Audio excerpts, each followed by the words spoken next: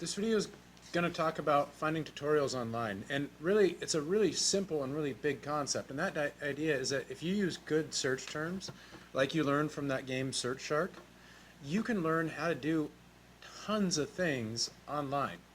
And so for you, what I want you to do on this assignment is think of something that you want to learn how to do, figure out how by searching you can find some information on how to do that thing, and then tell me about it when you submit the assignment. I'm going to give you an example. I'm going to start on YouTube.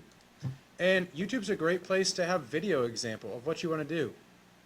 So for me, I wanted to learn how to adjust my rear derailleur. A rear derailleur is the part of the bike on the very back that shifts the gears in the very back. And it's really tough to adjust that part of your bike and do it right. So I wanted to find a tutorial on how to do it.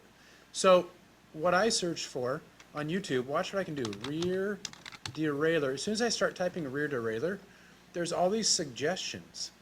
So what you can do is maybe pick something that seems like a good idea, like rear derailleur adjustment, or if my rear derailleur is having problems, maybe rear derailleur problems.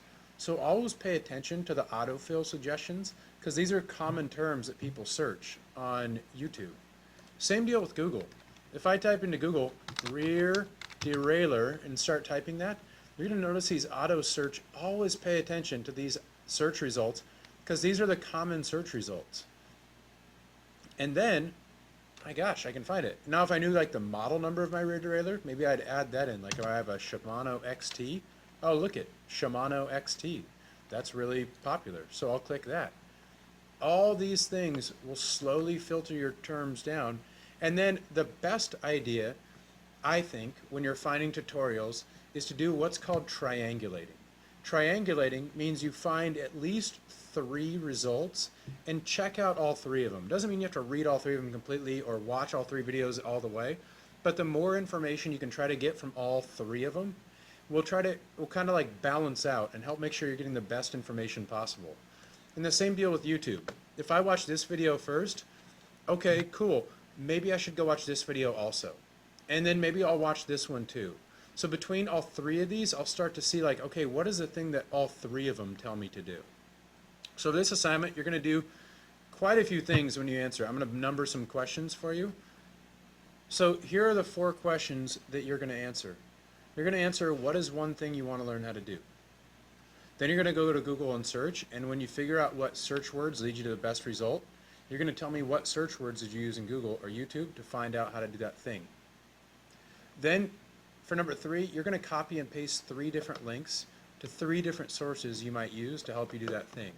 So if I were doing this, maybe I would take 2 links, and the way you find a link is you click the thing you want, and then you go up to the very top, click it, Control C copies it, and then when you go back to Canvas, Control V will paste it in.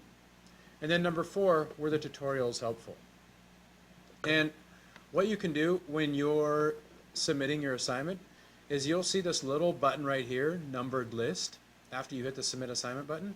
If you click that, what it does is it makes an automatic numbered list. So every time you just type and tap the enter key, it makes a brand new number. I'll show you an example. So if I click numbered list, it just keeps my list going, I guess, but let's see if I can. So there you go, starts a new list.